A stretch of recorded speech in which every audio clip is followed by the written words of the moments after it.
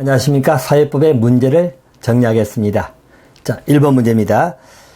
사회법에서 옳지 않은 것하고 나와 있죠. 1번. 근대 시민법의 원리를 구체적으로 실현하기 위한 법이다. 틀렸죠. 사회법은 구체적 시민법의 원리를 수정을 하기 위해서 등장한 법이죠. 그래서 구체적 실현을 위한 법이라고 하면 잘못된 법입니다. 자, 1번은 틀렸습니다. 2번. 독점 자본주의 폐단을 합리적 해결하는 법이죠. 또 공법사법의 양부역진 제3의 법의 영역이라고 보통 분류가 될 것이고요. 노동법은 노동법이나 경제법, 사회법 중에 가장 대표적인 법이죠.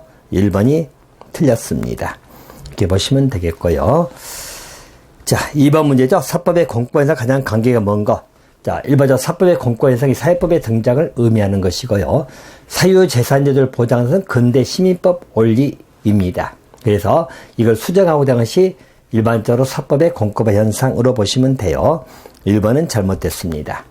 자, 독과점을 규제한다든가 또 생활능력 없는 국민을 보호한다든가 근로자의 사회 경제적 지위 향상이죠. 기본적으로 전통적인 재산권 보장 사고에서 공공복리 적합성이라는 기본적 시각이 반영되는 게 사법의 공법화 현상이다. 이렇게 이해하시면 되겠습니다. 자, 1번이 답이고요. 자, 3번입니다. 사회법이 아닌 것 가장 기본 문제죠. 자, 노동법, 경제법, 사회보장법 이 세 가지가 우리 사회법의 대표적인 내용이죠. 그래서 일반적으로 사회법이라고 불러지는 제3의 법의 영역이라고 불러지는 것은 대표적인 것이 노동법 또는 경제법, 자, 그리고 사회보장법 이렇게 보시면 돼요. 그래서 기본적으로 세 가지 법이 우리 사회법의 대표법이다. 자, 형법은 아니죠. 자, 4번 문제입니다. 사회법의 설명으로 틀린 것 하고 나와 있죠. 자, 근대 시민법을 수정해야 될 필요성에 따라서 등장했다고 맞고요. 자본주의 문제점을 해결하고자 하는 것이 등장하게 된 배경이고요. 또 3번.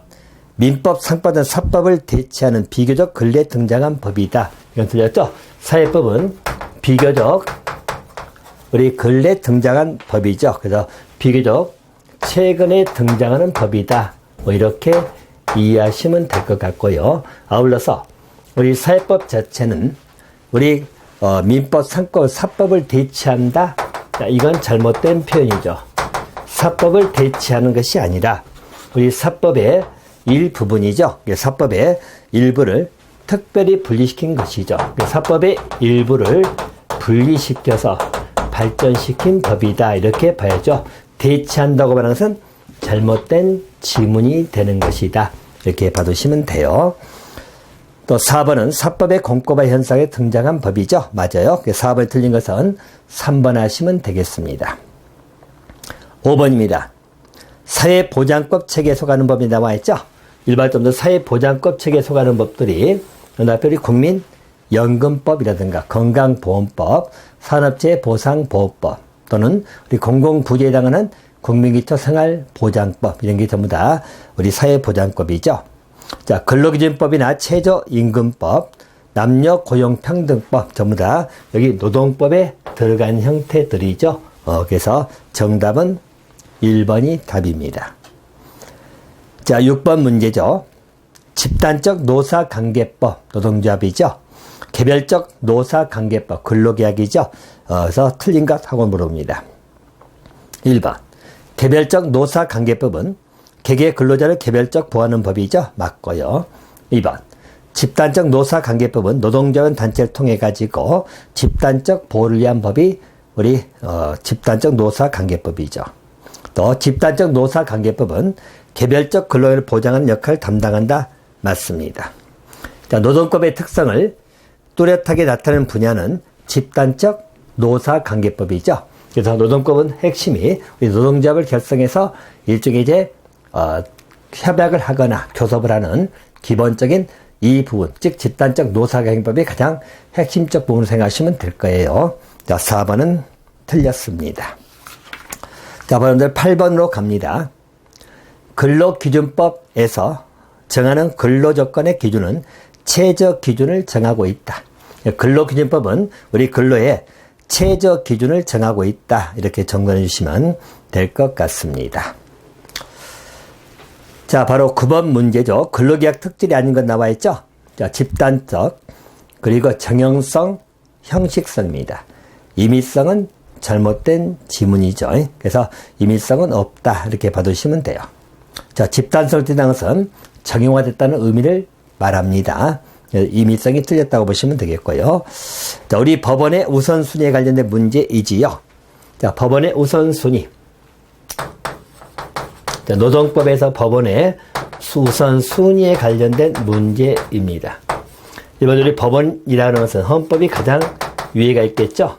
자, 그리고 우리 법률이라든가 조약이 있고 또 우리 명령이 있다 이렇게 보시면 되겠고요. 자, 그리고 나서 이제 우리 단체 협약이 있다는 것이죠. 단체 협약입니다. 자, 그리고 협약 아래에 취업 규칙이 있습니다. 자, 그리고 근로 계약이 있다. 사용자 지시가 있지만은 어떤 세 가지 비교하셔야겠죠. 그래서 단체 협약에 위반되는 취업 규칙이나 근로 계약은 무효가 되는 것이에요. 단체 협약이 더 위에가 있다고 보시면 될 것 같습니다. 자, 순서를 물어봤죠. 일반적으로 헌법이 가장 위에가 있고, 그 다음에 법률이죠. 명령, 그 다음에 단체 협약, 그 다음에 취업 규칙, 근로 계약. 정답은 3번이 답입니다. 자, 11번 여러분 가장 기본 문제죠. 근로상권에 관한 문제죠. 근로상권은 단결권, 단체 교섭권, 단체 행동권이 있어요. 그래서 정답은 1번 하시면 되겠습니다. 자, 13번 들어갑니다. 단체 교섭권의 주체를 물어봤죠. 단체 교섭권은 일반적으로 노동조합이 주체가 됩니다. 그래서 단체 교섭권은 노동조합이 사용자하고 교섭하는 것이죠. 그래서 그 교섭권을 가지고 있는 주체는 일반적으로 노동조합이라고 보시면 될 것 같습니다. 자, 14번입니다. 근로기준법인데 옳지 않은 것하고 나와 있죠. 자, 일반점들. 1번 지문. 친권자나 후견인은 미성년자 근로계약을 대리할 수 있다. 자, 이것은 잘못된 지문입니다. 일반점들 미성년자입니다.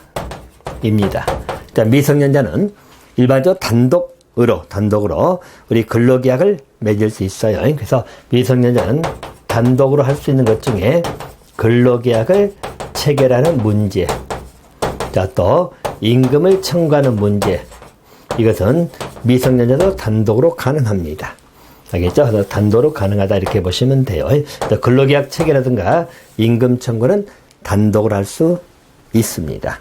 자, 따라서 일반적으로 우리 근로계약 체결에 관련돼 가지고 이런 이야기죠. 자, 과거에 친권자나 후견인들이 미성년 착취소를 이용해 가지고 근로계약을 체결한데 대신 체결한 이야기죠. 자, 그래서 친권자 후견인은 근로계약 체결을 대리할 수 없다 이렇게 봐두시면 됩니다. 물론 자, 우리 근로계약을 해지하는 경우는 자, 미성년자에게 너무 불리하다. 자, 미성년자에게 굉장히 불리하게 됐다는 이야기죠. 이 경우에는 친권자 내지는 후견인이 이때는 대리가 가능합니다. 그래서 물론 해지도 기본적으로 우리 미성년자에게 굉장히 불리하게 설정됐을 때, 그럴 때 근로계약을 해지하는 것은 대리할 수 있다. 하지만 근로계약을 체결하는 문제는 대리하지 못하고, 자, 미성년자가 단독으로 할 수 있다. 이렇게 봐두시면 될 것 같습니다. 자, 1번이 틀렸고요. 2번은 휴게 시간에 관한 문제죠. 자, 4시간 근무하면 30분 이상, 8시간 근무하면 1시간 이상의 휴게 시간을 줘야 됩니다. 또 근로규범에 정한 근로기준은 최저기준이지요. 또 4번, 사용자는 근로계약 불이행된 위약금 또는 손해배상액을 예정하는 계약을 체결하지 못한다고 나와 있어요. 근로계약을 이행하지 않는 데서 위약금이나 손해배상액을 예정하는 계약입니다. 자, 또 체결을 못하도록 돼 있죠. 자, 틀린 건 여러분 1번이 잘못됐습니다. 자, 15번입니다. 근로기준법에 위반한 근로계약이죠. 잘 나오는 대봉입니다. 근로기준법이 설정이 됐는데 여기에 위반한 근로계약입니다. 자, 이 부분 여러분 항상 물어보는 것이, 자, 우리 위반을 하게 되면 이 근로계약은 전부가 무효다 이러면 틀리다는 이야기죠. 자, 위반한 부분이죠. 그 부분에 대해서 무효로 한다. 항상 기억하시면 돼요. 우리 근로기준법에 위반한 근로계약입니다. 그래서 그 위반한 부분은 무효가 된다. 이렇게 받으시면 되겠어요. 자, 일반점들 정답은 2번이죠. 옳은 거니까요. 근로기준법에 정하는 기준이죠. 미치지 못하는 근로조건을 정한 근로계약입니다. 그 부분에 하나여 무효로 한다. 이렇게 받으시면 될 것 같습니다. 자, 16번 문제죠. 기간제 근로자 근로계약 기간이죠. 자, 일반점들 우리 근로계약의 그 기간 문제는 일반적으로 그 기간은 제한이 없다 이렇게 보는 것인데요.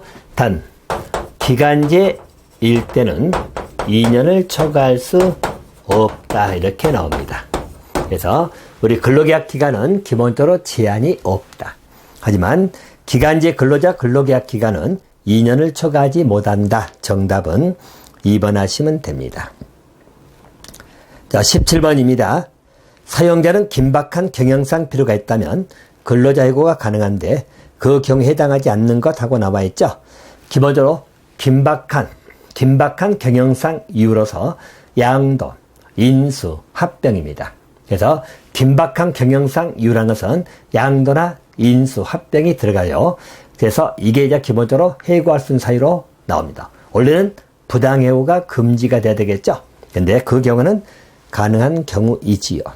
자, 경제 악화하고는 상관이 없죠. 경제가 악화됐다고 해서 자, 해고해버리면 부당해고 문제가 나오죠. 정답은 3번입니다.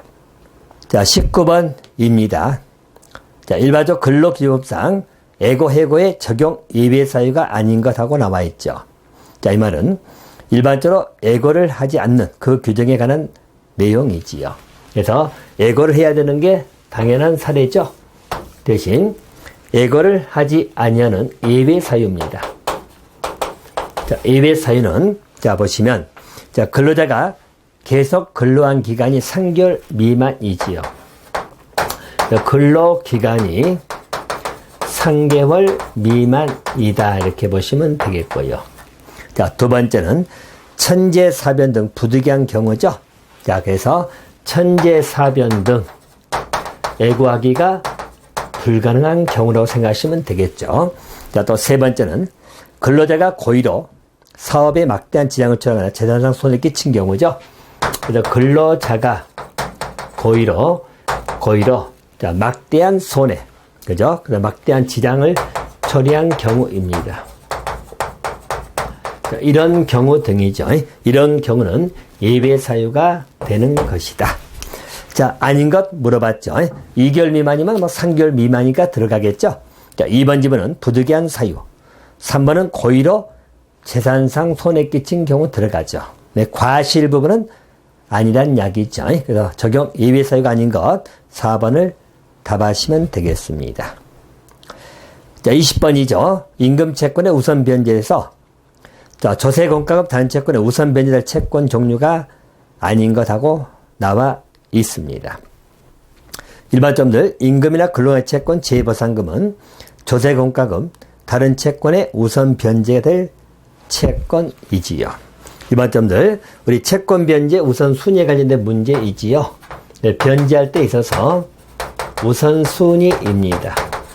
자, 가장 1순위가 여러분 최종 3개월간의 임금이라겠죠. 그래서 최종 3개월의 임금 또는 재해보상금입니다. 예, 가장 1순위.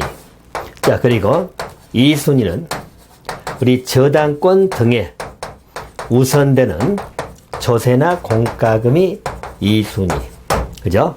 자, 그리고 자, 3순위는 우리 저당권 등이라고 생각하시면 되겠죠. 저당권은 담보된 채권. 자, 그리고 4순위가 우리 임금이나 내지는 퇴직금 등입니다. 자, 그리고 5순위가 우리 조세, 공과금, 그리고 일반 다른 채권입니다.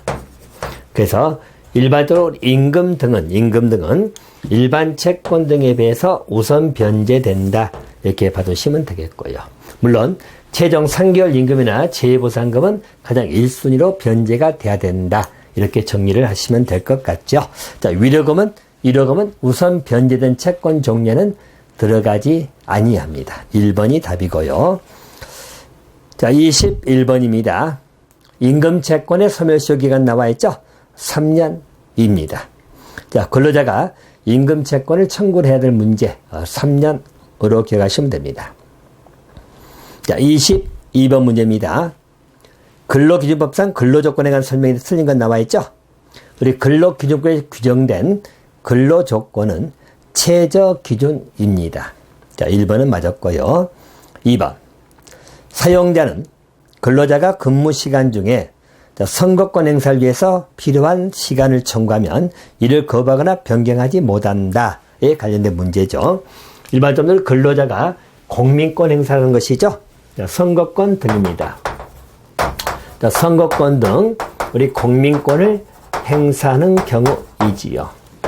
그럼 이것을 행사할 때 있어서는 사용자는 거부를 하지 못한다 이렇게 나와 있죠. 단 시간 변경은 가능하다 이렇게 보시면 됩니다. 자, 그러면 2번 질문 틀린 게 거부하지 못한 건 맞는데요. 변경하지 못한다는 틀렸다고 보시면 되겠죠. 그래서 2번은 틀렸습니다. 자, 3번이죠. 사용자는 근로계약 불이행에 대한 위약금 또는 손해배상액을 예정하는 계약을 체결할 수 없다고 나와 있고요. 또 4번은 사용자가 근로자 위탁으로 근로자 저축을 관리하는 경우라도 저축의 종류, 기간, 금융기관은 근로자가 결정을 해야 되겠죠? 맞습니다. 틀린 것은 2번. 2번은 거부는 못하지만 시간 변경은 가능하다. 그렇게 정리를 해 놓으시면 될 것 같습니다. 자, 23번 여러분 기본이죠. 우리 일주의 최대 근로기간은 40시간 추가 못하고 일일은 8시간을 초과하지 못한다. 이렇게 받으시면 되겠습니다. 자, 24번은 4시간일 때 휴게 시간은 30분 이상이죠. 25번입니다. 야간 근로시간은 오후 10시부터 오전 6시까지입니다. 야간 근로 때 8시간 잡으니까요. 8시간이면 오후 10시부터, 밤 10시부터 오전 6시까지. 정답은 4번입니다. 27번 문제입니다. 우리 근로기준법상 임금의 지급 방법 나오죠? 타당하지 아니한 건 나옵니다. 1번. 자, 근로자가 제3자에게 임금 수령을 위임 또는 대리하게 하는 법률은 원칙은 무효이지요. 그죠? 그래서 근로자가 제3자에게 임금 수령을 하도록 하는 법률 행위죠? 이것은 기본적으로 무효입니다. 그래서 근로자에게 직접 전액을 지급해야 되거든요. 그래서 1번 맞습니다. 2번. 임금의 일부 공제는 법령 또는 단체백에 특별한 규정이 있는 경우에 하나여 인정이 됩니다. 그죠? 그래서 임금을 일부 공제하는 문제. 우리 법령이나 단체백에 특별 규정이 있는 경우에 하나에 인정됩니다. 맞고요. 또 3번. 임금은 매월 1회 이상 지급되면 되고 원칙적으로 일정 기일을 지정하여 지급하지 아니해도 무방한다. 틀렸죠. 일정 기일을 지급해서 정기 지급하는 게 원칙입니다. 그래서 보통 분들 급여나 즉 월급날이 있죠. 그래서 그 일자를 지급 즉 정기 지정해야 된다는 이야기 있죠. 자, 3번은 틀렸습니다. 또 4번은 임금이 체불된 경우 별단 합의가 없는 한 근로자는 법정 지연 이자분의 지급을 요구할 수 있어요. 그래서 27번에 틀린 것은 3번을 답하시면 되겠습니다. 자, 28번 문제로 가겠습니다.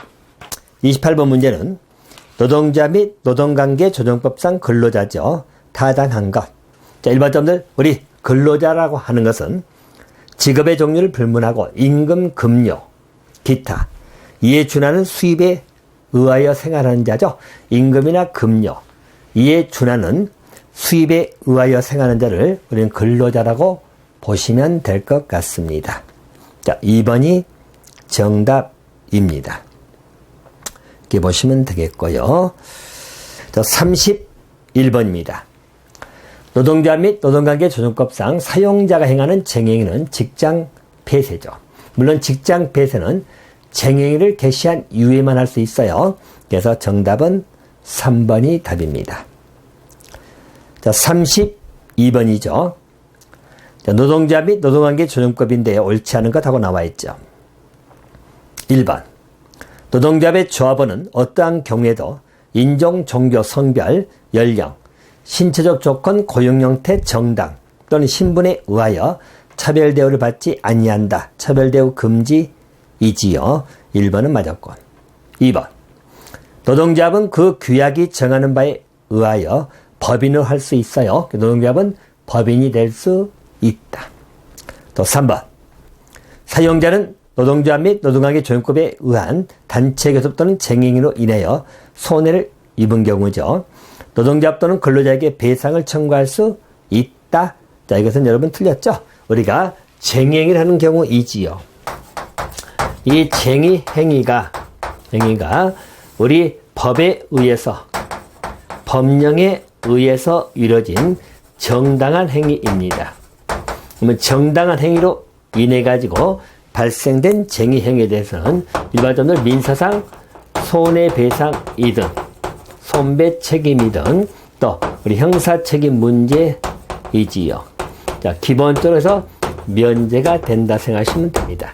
물론 정당한 행위 이해야 됩니다. 폭력을 행사하거나 기타 법령을 위반하는 행위가 되면 형사 책임을 당연히 물어야 되겠죠. 근데 법령에 의한 정당한 행위라면은 민사상 손해배상이라든가 형사상 책임이 면제된다. 이렇게 보셔야 되겠죠. 자, 그러면 3번은 틀렸습니다. 또 4번은 노동자에 대해서는 그 사업체를 제외하고는 조세를 부과하지 아니한다. 맞습니다. 정답은 3번. 자, 33번입니다. 사회보장 기본법상 국가 지자체 책임하에 생활유지 능력이 없거나 생활이 어려운 국민의 최저 생활을 보장하고 자립을 지원하는 제도, 일명 공공부조이지요. 그래서 우리 생활 능력이 없는 경우에 국가 등의 세금이죠. 공비를 부담하여 국민의료 생활을 보장해 주거나 의료급여를 하거나 보훈사업을 하는 것. 기본점들 우리 공공부조의 대표적인 형태다. 이렇게 봐두시면 될 것 같습니다. 자, 정답은 3번입니다. 자, 34번이죠. 자, 국민연금법상 급여 종류죠. 자, 기본적으로 국민연금법이라는 급여 종류는 노령연금, 장애연금, 그리고 유족연금 또는 반환 일시금도 있어요. 국민연금은 눈앞에 노령, 장애, 유족연금이 있죠. 사기연금은 당연히 아니죠. 정답은 2번이 답이 되겠습니다. 자, 35번은 사회적 위험을 보험 방식으로 대처하는 것을 사회보험이라고 하는 것이죠. 사회보험입니다. 산업재해 보상보험, 국민건강보험, 연금보험 이런 건 전부 다 사회보험 시스템으로 보시면 되겠죠. 자, 36번입니다. 자, 사회보장제도를 확립하고 매년 재원을 조달할 책임은 국가 지자체 책임입니다. 자, 37번. 고용보험법상 고용보험사업이 아닌 것. 자, 우리 고용보험사업 중엔 실업급여라든가 또 육아휴직급여, 또 직업능력 개발사업은 들어가죠. 자, 저소득층 생계비 지원에 관한 문제는 일종의 우리가 말하는 우리 공공부조 형태죠. 그래서 고용보험사업에 해당되지는 않습니다. 정답은 4번이지요. 자, 38번 여러분, 국민연금 특성에 관한 문제이지요. 옳지 않은 것. 자, 사회보험이 공적연금이고 단일연금 체계입니다. 전부 적립방식이 아니고 수정 적립방식이죠. 자, 우리나라 국민연금에 관련된 것은 수정 적립방식을 취한다. 자, 수정이 가능하다는 이야기죠. 자, 수정 적립방식이라는 것은요, 처음에는 저부담이죠. 그리고 고급의 형태입니다. 초기에는 저부담, 그리고 고급여.